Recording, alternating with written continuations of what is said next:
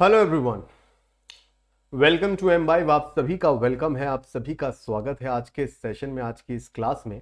General studies class number 12, जिसके माध्यम से हम अपकमिंग एग्जाम्स के लिए आप टारगेट करेंगे। जो भी जीएस के क्वेश्चंस आपके एग्जाम में बनते हैं, उन सभी एग्जाम्स के क्वेश्चंस को यहाँ पर टारगेट करने की कोशिश करेंगे, ताकि आप लोग यहाँ पर उन सभी एग्जाम्स के लिए जो इंपॉर्टेंट जीएस के क्वेश्चंस यहाँ पर बन सकते हैं, उनको यहाँ पर आप अच्छे से कंडक्ट कर पाएं और ऐसे ही क्वेश्चंस आपको एग्जाम में भी देखने को मिलेंगे।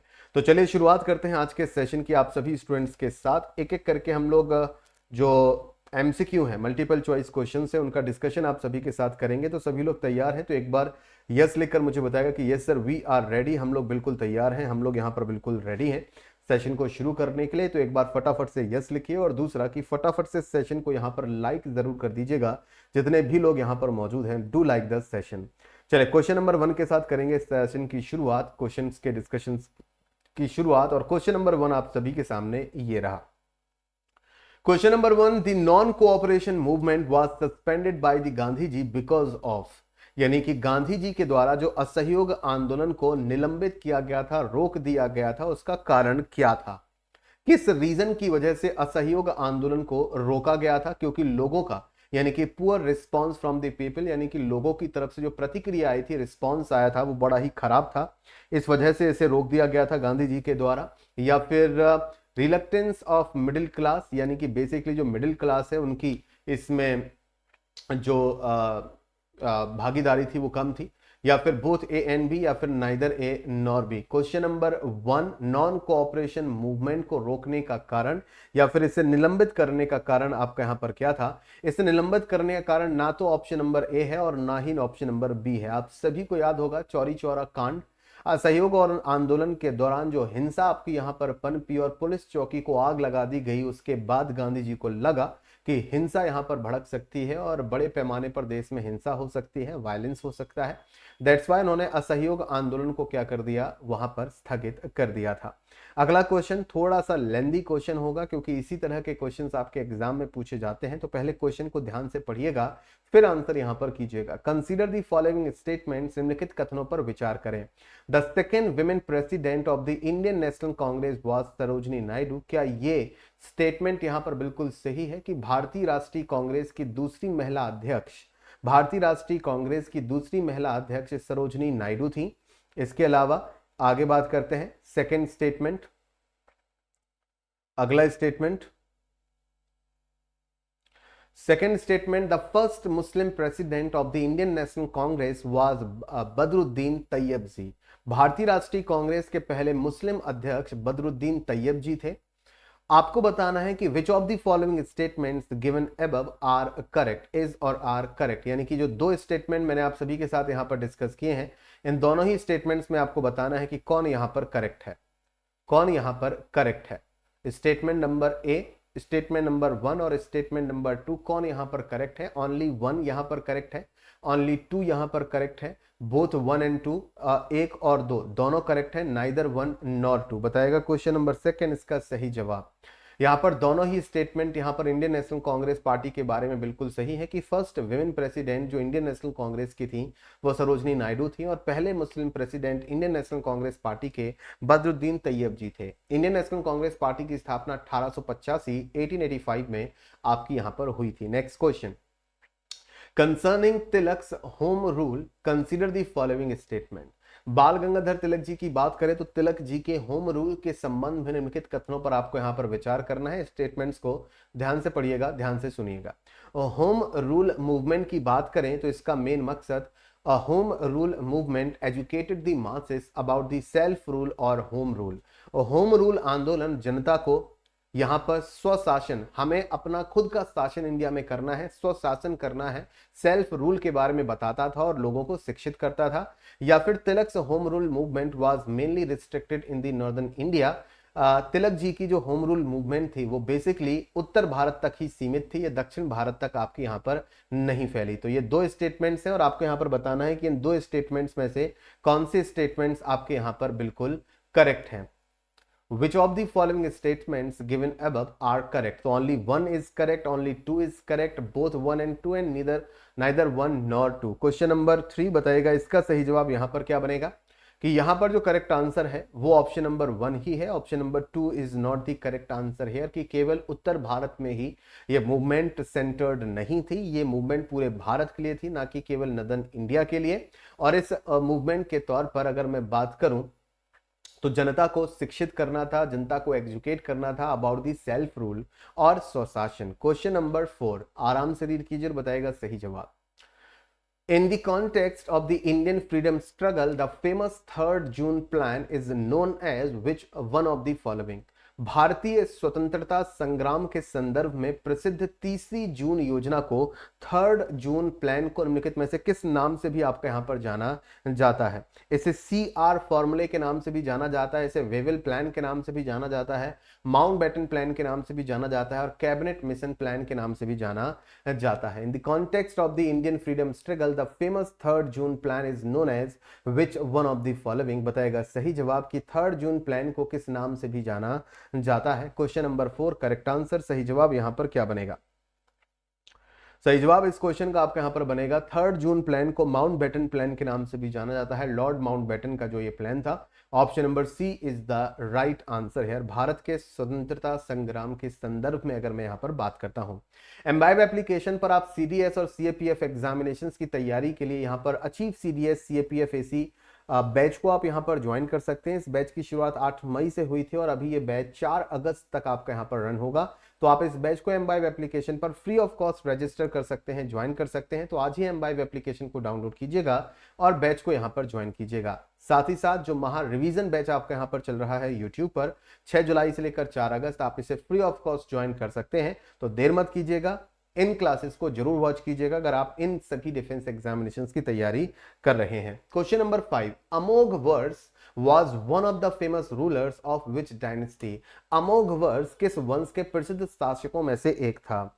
ठीक है, अमोघ वर्ष शासक का नाम आपने हिस्ट्री में जरूर पढ़ा होगा। ये पाल डायनेस्टी से संबंधित था, सेन डायनेस्टी, चालुक्य डायनेस्टी और राष्ट्रकूट डायनेस्टी। बताइएगा सही जवाब, ये किस डायनेस्टी या किस वंश से संबंधित शासक आपके यहां पर बनता है? 5 ऑप्शन आप सभी के सामने, बताएगा correct answer.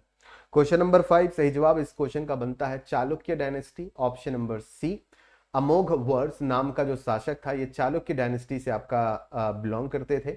Option number C is the right, sorry no, Chalukya is not the correct one. Rashtrakuta dynasty, माफी चाहूंगा, Rashtrakuta dynasty is the right answer है। तो जितने भी लोगों ने यहां पर नोट किया है इसे एक बार करेक्ट जरूर कर लीजिएगा। Option number D Rashtrakuta dynasty यहां पर सही जवाब रहेगा। अगला क्वेश्चन भी हिस्ट्री से संबंधित है। The bull capital of Ashokan pillar has been found at which place? ध्यान से, अशोक स्तंभ का जो बुल कैपिटल है किस स्थान पर आपका यहां पर पाया गया था? अशोक स्तंभ और जो उसका सबसे ऊपरी हिस्सा होता था बुल वाला, बुल कैपिटल जो बेसिकली था, अशोक स्तंभ का जो बुल कैपिटल वाला हिस्सा था वो किस स्थान पर पाया गया था? सांची में, रामपुरवा में, सारनाथ में या फिर पुरी में? क्वेश्चन नंबर 6 बताएगा सही जवाब। अशोक स्तंभ का बुल कैपिटल किस स्थान पर पाया गया था? यह पाया गया था रामपुरवा। ठीक है, यहां पर मैं अशोक की लाट की बात नहीं कर रहा हूं, यहां पर अशोक स्तंभ के बुल कैपिटल की बात यहां पर की जा रही है। इसका सही जवाब होगा Rampurva. Option number B is the right answer here. Next question, question number 7 the battle of Takkolam took place between which two dynasties? यानी कि तक्कोलम का युद्ध किन 2 राजवंशों के बीच हुआ था? किन 2 डायनेस्टीज के बीच में हुआ था? चोला डायनेस्टी और सेन डायनेस्टी, राष्ट्रकूट डायनेस्टी और प्रतिहार डायनेस्टी, प्रतिहार डायनेस्टी और Chola dynasty, Chola and Rashtrakuta dynasty? Question number 7 बताएगा सही जवाब। बैटल ऑफ तक्कोलम, तक्कोलम का युद्ध किन 2 राजवंशों के बीच में आपका यहां पर हुआ था? क्वेश्चन आपका यहां पर यह है। सही जवाब इस क्वेश्चन का आपका यहां पर बनेगा ऑप्शन नंबर डी, यानी कि चोल डायनेस्टी और Rashtrakuta dynasty. Option number D is the right answer है। इन 2 वंशों के बीच में ये बैटल आपकी यहां पर कंडक्ट हुई थी। Next question, who was the only converted Indian Muslim to become the head of the Delhi Saltanat? Delhi सल्तनत का मुखिया बनने वाला एकमात्र परिवर्तित भारतीय मुस्लिम, जो मुस्लिम या मोमडन रिलीजन को उसने अपनाया था। Who was the only converted, यानी कि ये इंडियन मुस्लिम में कन्वर्ट हुआ था to become the head of the Delhi Saltanat? Masud Shah, Naseeruddin Khusro Shah या फिर कैकुबाद और इनमें से कोई नहीं। इंडियन मुस्लिम में कन्वर्ट हुआ, इंडियन मुस्लिम में कन्वर्ट हुआ इकलौता शासक जो दिल्ली सल्तनत या दिल्ली की गद्दी पर आपका यहां पर बैठा। सही जवाब 4 option, question number 8 correct answer. Option number B Nasiruddin Khusro Shah, option number B is the right answer here. ये क्वेश्चन हिस्ट्री से था। नेक्स्ट क्वेश्चन देखिए, आप साथ ही साथ ये भी कर सकते हैं कि अगर आपको इनमें से कोई भी ऐसा क्वेश्चन मिलता है या कोई भी ऐसी जानकारी मिलती है जो आपने आज से पहले नहीं सुनी, फॉर एग्जाम्पल ये हिस्ट्री के पॉइंट ऑफ व्यू से है, मतलब आप कोई भी जितने भी क्वेश्चंस आप यहाँ पर जिनके आंसर आप करते जा रहे हैं, हो सकता है कुछ क्वेश्चंस ऐसे हो जिनके आंसर्स आपको ना पता हो या जिनके आंसर्स आपने गलत किए हो, तो आपको अब जरूरी नहीं है कि उसके लिए फिर से पूरी किताब आप पढ़ने जाएं। ठीक है, आपने एक बार अपने कॉन्सेप्ट क्लियर कर लिया, आपने एक बार थ्योरी अपनी यहाँ पर क्लियर कर ली है, तो उसके बाद कुछ नहीं करना है, वन लाइनर फॉर्म में नोट बनाते हुए चलिएगा। वन लाइनर फॉर्म में नोट कैसे बनेंगे, जैसे कि अगला क्वेश्चन आप सभी के सामने है कि which Delhi Sultanate ruler called himself is a Zill e Ilahi, Zill e Ilahi या जिल्लाही, जो भी आप कहना चाहें, जिल्ले-अही। तो जिल्ले-अही नाम से किस दिल्ली शासक को जाना जाता था जिसने स्वयं को जिल्ले-अही के नाम से पुकारा है? इल्तुतमिश, कुतुबुद्दीन ऐबक, बलबन और मोहम्मद बिन तुगलक। अगर आपको नहीं मालूम कि इस क्वेश्चन का सही जवाब क्या है तो आप कैसे वन लाइनर नोट्स बना सकते हैं, कुछ नहीं करना है, फटाक से क्वेश्चन लिखिए, Delhi Sultanate ruler called himself जिल्ले-आही, बस फटाफट से लिख लीजिए और उसके सामने उसका आंसर लिख लीजिए, और इस तरीके से आपके शॉर्ट नोट्स भी बन जाएंगे। यानी कि आपने थ्योरी पढ़ ली, थ्योरी कंप्लीट कर ली, किताबें पढ़ ली, तो आपके बेसिक्स क्लियर हैं। अब उसे शार्प करने के लिए आपको वापस से वो किताबें पढ़ने की जरूरत नहीं है। अगर आपने काफी सारा सिलेबस कंप्लीट कर लिया है, अपना सिलेबस पूरा कर लिया है, आप जो बीच बीच में आपकी नॉलेज थोड़ी सी गैप है वो आप इस तरीके से वन लाइनर फॉर्म में कंप्लीट कर सकते हैं।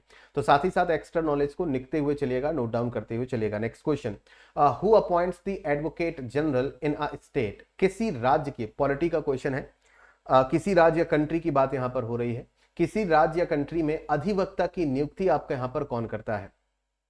Who appoints the advocate general in a state? President, prime minister, governor, vice president, बताइएगा सही जवाब। क्वेश्चन नंबर 10 करेक्ट आंसर यहां पर क्या बनेगा? राज्य। बात यहां पर स्टेट की हो रही है, माफी चाहूंगा, कंट्री की नहीं। Who appoints the advocate general in a state? राज्य के अंदर अधिवक्ता की जो नियुक्ति होती है, महाअधिवक्ता की जो नियुक्ति होती है, वो किसके द्वारा आपकी यहां पर की जाती है? तो राज्य के अंदर महाअधिवक्ता की जो नियुक्ति होती है वो उस राज्य के गवर्नर के द्वारा होती है। Option number C is the right answer here. 10 MCQs का डिस्कशन आपका यहाँ पर पूरा हुआ। Then do like the session everyone, फटाफट से सभी लोग सेशन को लाइक यहाँ पर जरूर कर दीजिएगा। Next question, question number 11, as per the constitutional provisions joint sitting applies to which of the following bill? संवैधानिक प्रावधानों के अनुसार संयुक्त बैठक निम्नलिखित में से किस विधेयक पर लागू होती है? संवैधानिक प्रावधानों के अनुसार संयुक्त बैठक निम्नलिखित में से किस विधेयक पर लागू होती है? मनी बिल पर, कॉन्स्टिट्यूशनल बिल पर, both A and B, neither A nor B. Question number 11 बताएगा सही जवाब। करेक्ट आंसर इस क्वेश्चन का बनेगा, ना तो ये मनी बिल पर लागू होती है और ना ही कॉन्स्टिट्यूशनल बिल पर लागू होती है। कई बार क्वेश्चन आपको वहां पर कंफ्यूज करने के लिए दिया जाता है, जैसे कि आपके सामने ऑप्शंस हैं, बहुत ही कम स्टूडेंट्स ये सोच सकते हैं कि इसका ऑप्शन या इसका आंसर ऑप्शन नंबर डी होगा। ना ही मनी बिल में और ना ही कॉन्स्टिट्यूशनल बिल में कॉन्स्टिट्यूशनल प्रोविजंस की अगर हम बात यहां पर करें, संयुक्त बैठक किस विधेयक में लागू होती है, तो इनमें से किसी पर भी लागू नहीं होती। Next question, during the term of which chief justice was the concept of public interest litigation introduced? जनहित याचिका, आपने कई बार न्यूज़पेपर वगैरह में पढ़ा होगा, जनहित याचिका यहां पर उसकी सुनवाई हो रही है, आपने कई बार ये सुना होगा, है ना। तो बेसिकली जो जनहित याचिका का जो कॉन्सेप्ट है, पब्लिक इंटरेस्ट लिटिगेशन का, पीआईएल आपने जरूर सुना होगा, पीआईएल फाइल की गई वगैरह। तो आपको बताना है कि किस मुख्य न्यायाधीश यानी कि चीफ जस्टिस के कार्यकाल के दौरान पीआईएल वाला जो कॉन्सेप्ट है वो आपका इंट्रोड्यूस हुआ था। 4 ऑप्शन आप सभी के सामने है, बताइएगा सही जवाब। इसका करेक्ट आंसर बनेगा ऑप्शन नंबर सी, यानी कि जस्टिस पीएन भगवती यहां पर सही जवाब बनेगा। Option number C is the right answer here. Next question, question number 13, question number 13। आगे बढ़ने से पहले बस आपको याद दिला दूं कि आपने अगर अभी तक एमबाइव एप्लीकेशन को डाउनलोड नहीं किया है तो भाई देर किस बात की, आज ही एमबाइव एप्लीकेशन को सभी लोग डाउनलोड यहां पर जरूर कर लीजिएगा। और एमबाइव एप्लीकेशन पर जो बैचेस डिफेंस एग्जामिनेशंस को टारगेट करते हुए ऑनगोइंग है, उन बैचेस को आप फ्री ऑफ कॉस्ट ज्वाइन कर सकते हैं। Next question number 13, who chairs the national integration council? राष्ट्रीय एकता परिषद की अध्यक्षता कौन करता है? राष्ट्रीय एकता परिषद की अध्यक्षता प्रेसिडेंट करते हैं, प्राइम मिनिस्टर करते हैं, गवर्नर करते हैं या फिर वाइस प्रेसिडेंट करते हैं? क्वेश्चन नंबर 13 बताइएगा सही जवाब। करेक्ट आंसर इस क्वेश्चन का क्या बनेगा? सही जवाब इस क्वेश्चन का आपके यहां पर बनेगा प्राइम मिनिस्टर, यानी कि देश के प्रधानमंत्री राष्ट्रीय Ekta Parishad national integration council की अध्यक्षता आपके यहां पर करते हैं। क्वेश्चन नंबर 14 फटाफट फटाफट आंसर देते हुए चलिएगा। To terminate a supreme court जज, how many members of the Lok Sabha are needed to move a motion before the speaker of the Lok Sabha? सर्वोच्च न्यायालय के न्यायाधीश को उनके पद से हटाने के लिए लोकसभा अध्यक्ष के समक्ष प्रस्ताव लाने के लिए लोकसभा के कितने सदस्यों की आवश्यकता होती है? उस प्रपोजल को लगभग कितने मेंबर सपोर्ट करें तब जाकर वो प्रपोजल लोकसभा अध्यक्ष के समक्ष रखा जाता है ताकि सर्वोच्च न्यायालय के न्यायाधीश को उनके पद से आपका यहां पर हटाया जा सके? तो यहां पर मेंबर्स की संख्या लगभग आपकी होगी 100, 100। Option number B is the right answer here. Option number B यहां पर सही जवाब रहेगा। Next question, who among the following Indians is or are not a part of the electoral college of the election of the president of India? निम्नलिखित भारतीयों में से कौन भारत के राष्ट्रपति के चुनाव के लिए निर्वाचक मंडल का हिस्सा आपका यहां पर नहीं है? Nominated members of the Lok Sabha, nominated members of the Rajya Sabha, nominated members of the state legislative assembly और all of these? Question number 15 बताइएगा सही जवाब। करेक्ट आंसर है कि ये सभी यहां पर electoral college of election of president of India के लिए पार्ट का हिस्सा आपके यहां पर इनमें से कोई नहीं होगा। तो ऑल ऑफ दीज यहां पर option number D correct answer बनेगा। Next question, which one of the following is not a member of Ganga Mekong Swarna Bhoomi cooperation project? निम्नलिखित में से आपको बताना है कि कंट्री की बात करें तो निम्नलिखित में से कौन सा देश गंगा मैकोंग स्वर्ण भूमि सहयोग परियोजना का हिस्सा नहीं है? ये बेसिकली ज्योग्राफी और करंट अफेयर से संबंधित एक क्वेश्चन है जो कि आपके एग्जाम के लिए मोस्ट इंपॉर्टेंट यहां पर बनेगा। बताइएगा सही जवाब। अफगानिस्तान, लाओस, वियतनाम, थाईलैंड, कौन Ganga Mekong Swarna Bhoomi cooperation project का हिस्सा आपका यहां पर नहीं होगा? क्वेश्चन नंबर 16 सही जवाब बनेगा ऑप्शन नंबर ए, यानी कि Afghanistan is the right answer here. Afghanistan यहां पर सही जवाब बनेगा। Next question, question number 17, Shyok is a tributary of which river? Shyok नदी की बात करें तो श्योक किस नदी की सहायक नदी यानी कि ट्रिब्यूटरी आपकी यहां पर बनती है? Question number 17 correct answer Godavari, Krishna, Indus और हुगली नदी। इंडस नदी की बात करें, सिंधु नदी जो कि पाकिस्तान की सबसे लंबी नदी आपकी यहां पर बनती है। ऑप्शन नंबर सी, तो श्योक नदी यहां पर इंडस नदी की ही सहायक नदी आपकी यहां पर बनेगी। क्वेश्चन नंबर 18 थोड़ा सा लेंदी क्वेश्चन है, ध्यान से सुनिएगा। Consider the following pairs of the lakes and the concern state. आपको झीलों और झीलों से संबंधित राज्यों के बारे में यहां पर अच्छे से एक बार पहले क्वेश्चन को रीड कीजिएगा और फिर बताइएगा कि यहां पर कौन सा पेयर करेक्ट है। ठीक है, रिवाल्सर लेक हिमाचल प्रदेश में लोकेटेड है, पहला पेयर। नक्की लेक मध्य प्रदेश में लोकेटेड है, दूसरा पेयर। रेणुका लेक उत्तराखंड में लोकेटेड है, तीसरा पेयर। अब आपको यहां पर बताना है कि कौन सा पेयर बिल्कुल करेक्ट है। Only one, both 1 and 3, only 2 या फिर 1, 2 and 3?